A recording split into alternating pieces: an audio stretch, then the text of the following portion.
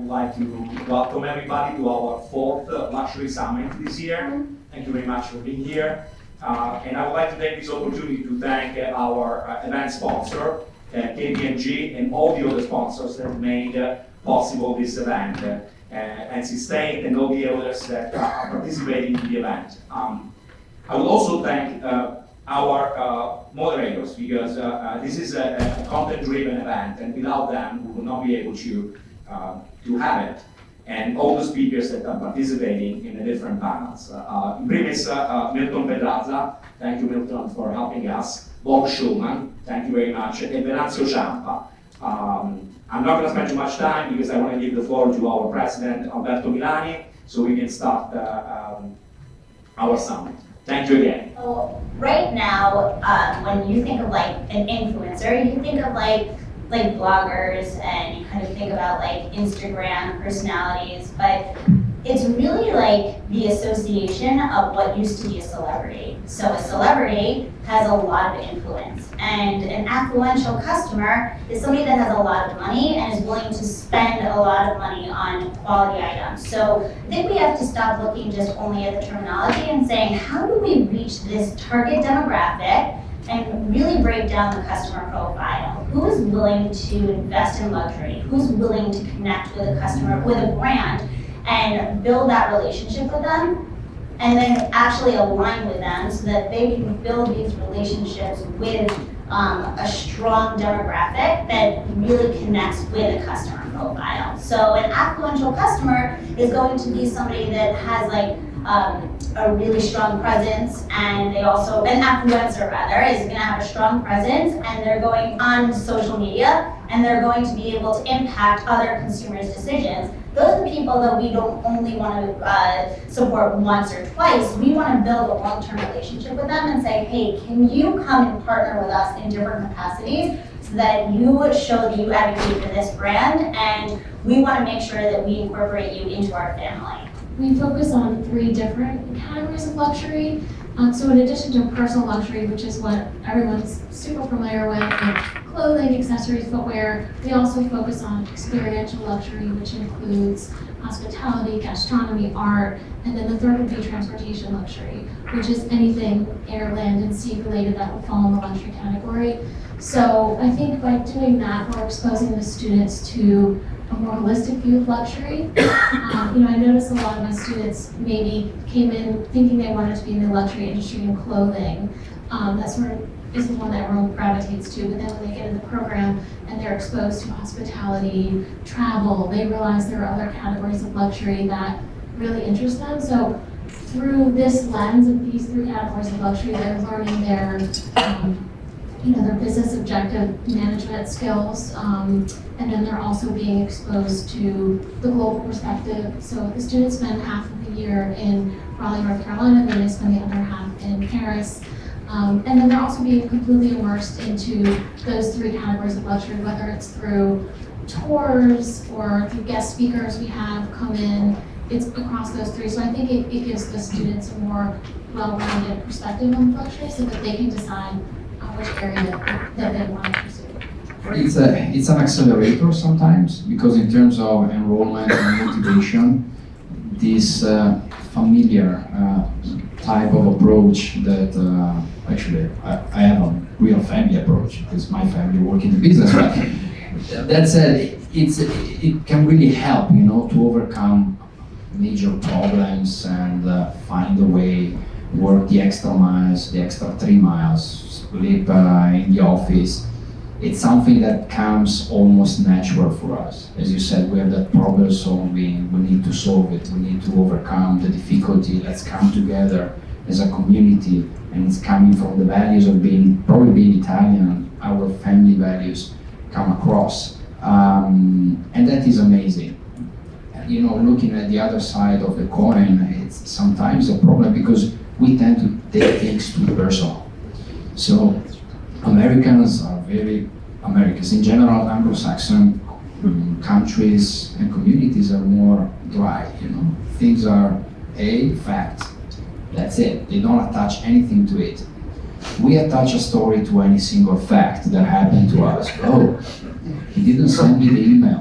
Maybe it's because he didn't say hi walking in. Maybe it's because it's a problem. It's really a problem. We tend to overthink and really get that personal feeling to things that in general here they don't. And that was one of the issues that I found when I first came to the US, that I was doing this. So overthinking things that were simply just a different fact, and I was making up my story. So yes, all this Italian charismatic warmth, it's amazing and it works well when you need to do and get your team to do things that are incredible.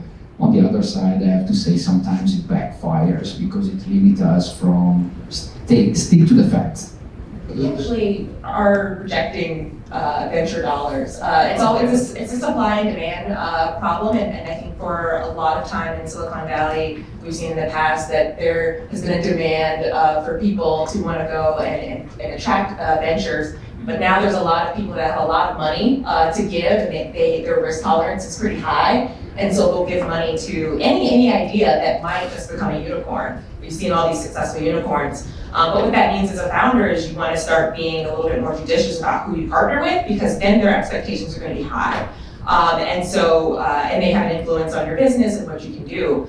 So for me, it's been important. We are primarily a consultancy. We do training. So we don't actually need, we're bootstrapped. We don't need any additional money to scale at this point. In the future, we may partner with companies. We may scale and create a technology. But right now we have a proprietary technology that's built in-house. So for us, it's about being scrappy. It's about making sure that we are invite-only, testing with some beta clients, and really making sure that the life cycles of our penetration testing and process works.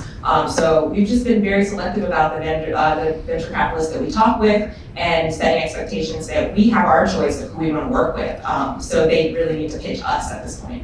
Just to follow up on supply chains being foundational to luxury. We believe at Great Fashion that all supply chains across all businesses deliver amazing experiences. You can't have exceptional experiences and exceptional products without exceptional supply chains.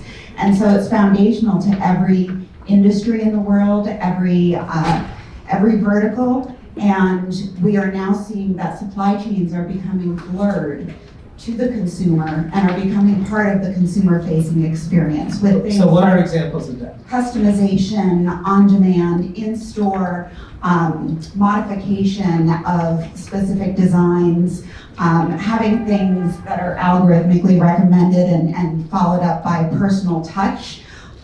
It's all part of an amazing supply chain. And that's one of the reasons why I was like, okay, everyone's focused on this agile front end and stuff like what you're doing, but we need the supply chains to really match up to what everyone is investing in. Really, to understand your customers, you have to understand their whole life. And there are a lot of people who are faced with challenges of caring for aging parents, and those aging parents maybe were once buyers, and that's not being replaced. I think actually, if I were in the shoes of a luxury brand, I'd be most focused on how I could retain appeal. I actually, through lots of work analysis, of course, there's some correlation between income and willingness to spend, discretionary income, willingness to spend in luxury, but it's not perfect. And I think you can get people to stretch and spend, even if they aren't earning at the same rates and you're not, the same levels of growth there, if you've got something really special and important and people feel like it's worth it. It's worth the time and it's worth their money to do it. And so what you can't really change is the demographics of our population. What you can control is how you appeal to those segments. And I think that's still a possibility. I definitely think what we see in our research with younger generations is an appeal for uniqueness and craftsmanship and things that actually luxury really understands and historically has done very well. So I think there's still opportunity even in the face of challenging demographic trends, which you outlined, but it's gonna take some savvy, and it's building on all the great roots of luxury and then layering in all the things really, Milton, you spoke about with new technology, new capabilities to bring about something that's new and different for that group. Macro level, I think we are aware of it. I just think we need to internalize it. Number one, China is slowing down. It has slowed down. China has major economic problems, too much debt. I mean, there's a lot of issues in China, as all countries have, and it is cyclical. And so I think the slowdown in China, as well as other issues like Hong Kong, etc., will bear and slow down the luxury industry next year. The United States is slowing down. You see it in real estate. I mean, we learn what's happening in the marketplace by the projects that our clients bring us. So one of the projects is, why aren't wealthy people buying more high-end real estate? So there are signals. And by the way, the Dow going to 28,000 is also a signal. But it's not a signal of great success. It's that people don't know where to put their money. And that 4 or 5 companies are driving the growth of the stock market. Most people don't have money in the stock market, the average American. So we see the slowing of China and the slowing of the US, the 2 engines of luxury, as a big challenge for 2020.